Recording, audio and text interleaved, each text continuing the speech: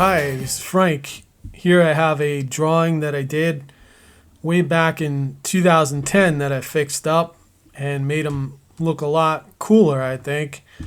Before it looked kind of weird, but now I made it more like how I wanted it to originally look.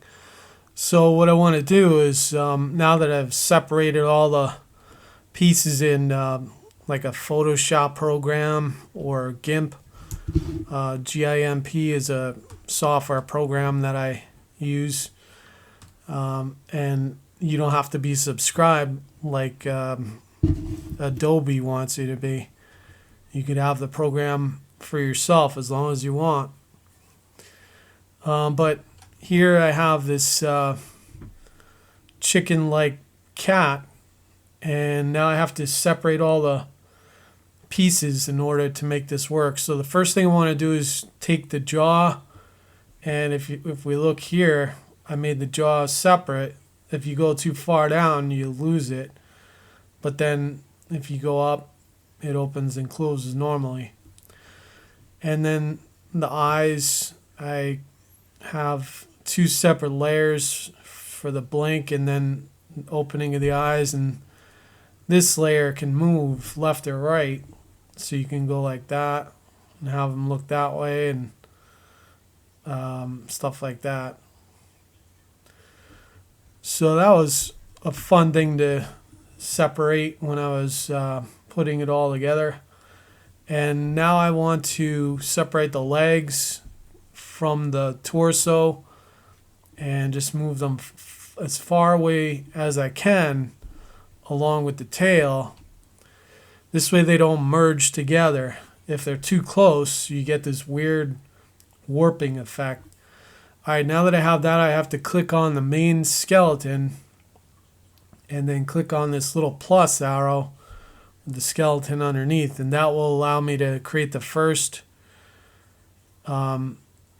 central bone. So I'm just going to click and then keep it held down and then just pull it as far as I think it should go before the next bend, and then I'll just go from there and let go and then just keep going. So now that I have that, I want to go up to the face, and now that that one's highlighted there, see it's highlighted on his neck, I'll just go right here and I'll just go like that, and that'll cover the whole face. The mouth, since it's just a jaw that drops, I'm not going to do anything with that. So now I'll click on the main torso piece and I'll have the tail move individually like that.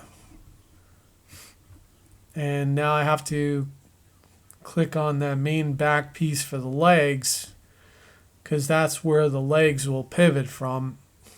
And let me go like that for that piece. This piece will go here, and then the claws, I guess I could have them bend a little, so I'll just put extra piece there. Now I'll click on this piece again for the other leg, and I'll do the same thing here. I'll go one here, one here, one here, and then just one for the claws. And that's it.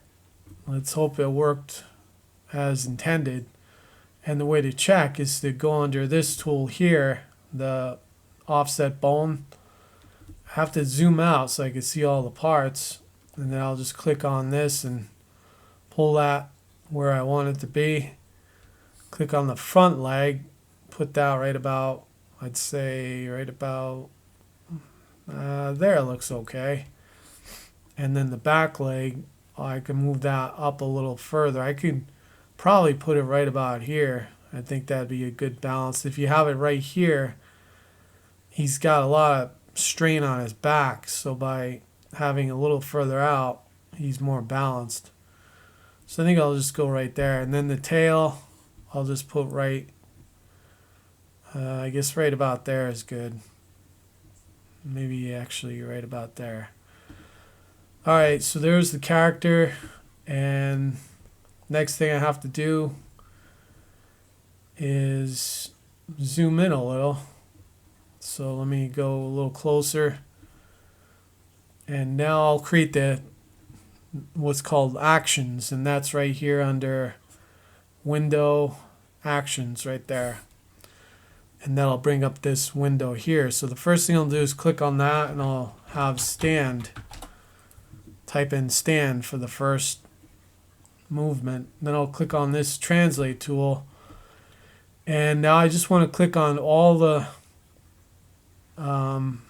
extensions of the bones. And then for this center pivot one, I'll just click on that center right there for the positioning of it. All right, now that that is done, I'll highlight these here and then go to frame 48, paste it there, and then frame 24 will be the in between. So I'll just go maybe move them slightly like that. The tail, I have to decide what I'll do with the tail. But now that that movement is set, I do want to move them down a little. So I'll click on that special translate, actually the movement tool, and I'll just move them down a little bit, and then move these legs down a little. So it looks like his legs are moving as he moves, and then he bounces back up. Now with that established, I want to create the tail movement. So I think I'll have the tail go up a little while he's pressing down, and go like that. And then once it goes down, then I'll have it curtail down here like that. And let's see. So that would go down like that. And then when it comes back up, I'll just do one of these where it whips back up, and then next thing you know, it's where it needs to be. Like that, sort of. And then if you press play, you can see what it looks like. The tail movement, I have to probably see if I can fix that a little better. It's not terrible, but that's the idea. And to look at it like that, you just click on that button there. But that's just a rough movement. It's usually smoother in the final animation. Alright, so that tail flicks up pretty quick. And then since the movement is pretty sudden, I don't want to have the frame 48 be the same as frame 1. So at this frame here, I'll just add keyframes. Oh, great. That wasn't supposed to move there. And just add those in there. And then I'll go to this and make sure that's keyframe 2. And then I'll just delete that over there. And that'll allow for a little more flow in the tail movement, so it doesn't stop all of a sudden. And now I'll do a walk, and then of course you could go to a run, but to speed things up, I'll just be on the walk, see the arrow, the red arrow, and I'll just do this. This is insert copy, and I'll pull it right in, so I have that main frame keyframe set up already. And now with the walk, I do want to have like a default center position. So let me see. I think probably right about there should be okay. Maybe something like that. And now I'll click on that to copy it, and then paste that on 12 and 24 for a 1 second walk cycle. And now, let's see, I do want to move this leg forward. That means this leg has to go backwards. And that's where it's nice that I had that extra little claw extension there. So now I think he'll maybe bounce his head up a little maybe. I could have put some motion on his ears. That would have been smart. But I didn't do that. Still, I mean, it's the side character for this project I'm working on that I've been thinking about for a while. But now that I have that, I do want to click on this main position bone and move that down so it's not just the same height for his body. Although I notice his head stays at the same height, which is probably okay. And now, in other words, he's steadying his line of sight. Alright, so now this piece here, this will move backwards. And then this piece will kick forward. I'm glad I added that extension on the claw there. That looks cool. That extra little movement helps out. Alright, and now I can move him up a little bit and maybe move his head forward. The tail, I haven't really decided what I want to do with that. Let's see. So the tail, I'll say at this point, maybe, well, let me decide in a second. Just make sure this is all set up. So let me move this down by clicking on the main bone, and then I'll move the whole character down. And then I'll click on the translate button again. So now I do want to make sure I don't have the legs go down too far. So maybe I should move them up a little bit so it's more on line with the original position of the legs. Like right here, it's, I don't know what happened here. This looks messed up. So right here, I'll move that up a little bit.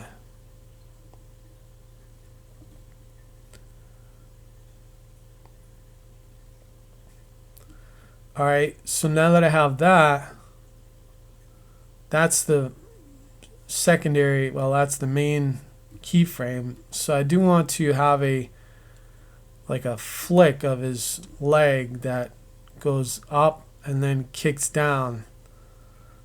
And I learned that really makes a difference on the animation. Makes it look like he's really walking.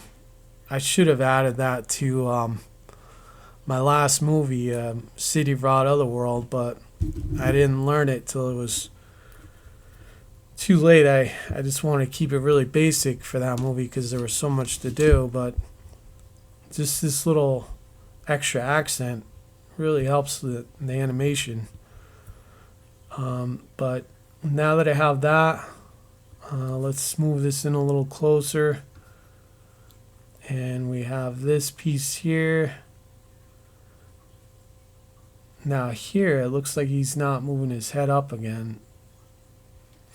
So let me just go like that. Now I have to decide what's going to happen with that tail. So the tail seems okay there. But I think I'll move it up maybe like that. And then for this one, maybe I could have it down here like that maybe.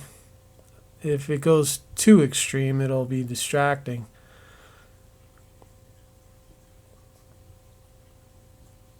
So that one and that one are exactly the same frame. That's no good.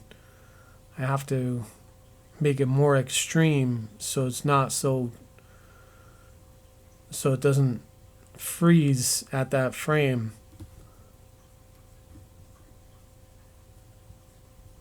And then I'll just keyframe that one by clicking on it. And now when it goes back to 1 on the cycle, I don't want it too jarring. That's pretty jarring. but he is in the middle of a walk frame, so hopefully that works out okay. I guess I'll find out in the final thing, but one way to test it is to copy these keyframes, paste them here, and if you want, paste them there. And now you could go through the walk cycle and see how it flows. Yeah, it's a little jarring.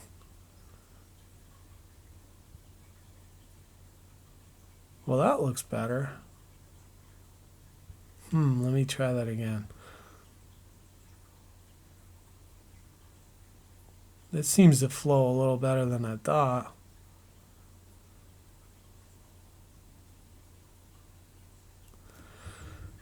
Alright, so I'll just delete these. I guess I'll stick with that for now. I do want it pretty drastic so it's not the exact same keyframe, otherwise it looks like it's stalling. Alright, so normally I'd save it, but I don't have any of that set up right now. Alright, so run one, and to run I'll just bring the walk cycle in, and let me just adjust the walk cycle. The way I'll do that is he's leaping into the air at this point on his run, and I'll extend that leg out so this leg will be fully stretched out like that, and that one will be fully like that. The tail could go up like that. Tail's in the wrong spot. I need to bring it right behind the torso so that leg is behind the tail. Alright, and now that I have that established, here's where he hits the ground. So there he is there, and now he should hit the ground right about there. Well, I think I'll go like that. And this one should be coming down like that because it's going to loop forward again. So that leg, well, that leg hits the ground there, but I do want to have it like up like that. Same with this one. I want the legs extended because he's fully reaching out with the run. So that is the height. Here's the impact. And now here's the height again. I have to bring him way up here with this bone here. Bring him right up into the sky. And now extend this out. Oh wow, look how far forward that leg is. Extend it out like that. Push this front leg back like that. That's really good extension there with that with the claw. I'm glad I added this extra bone in there. That made all the difference. Alright, so now he's leaping up, full extension, and now he's right about to hit the ground. I have to give me a little more room to work with here. So I'll move that over a little. Now here he'll hit the ground right about there. And this leg will be moving forward, but I want to have it kind of like that. So when it gets here, I actually want to duplicate this frame 1 and paste it here, so I don't have to play around with that too much. But now I'll just move this over and get the in-between, and by keyframing it manually here, I'll have a different keyframe to blend smoother into the first one. So I'll just keyframe this here. And then before I delete that, I'll just keyframe this position right there. Actually, I could probably have his position go down a fraction since I don't want it to match frame 1. So when I click back to frame 1, it's different because I don't want the frame 1 and the other one to be the same. And one thing I learned is it might make sense here, but when you do the final animation rendered out, and then you get a real good sense of what needs to be fixed. Alright, so there's that, and that looks pretty decent. I just got to look at the secondary movements and all that. Like the tail, not much is happening with that tail. Well, it is, but it looks a little weird. So I'll just delete that, and the tail, let's see, he's going up at this point. So no way is the tail going to be bouncing up. If anything, it's going to be bouncing down like that, since he's going up into the air. Like there he is going up in the air. Now his tail will be flying down due to the gravity. So I could go like that. And now that he hits the ground, I'll bring the tail back down here. Going back down again. And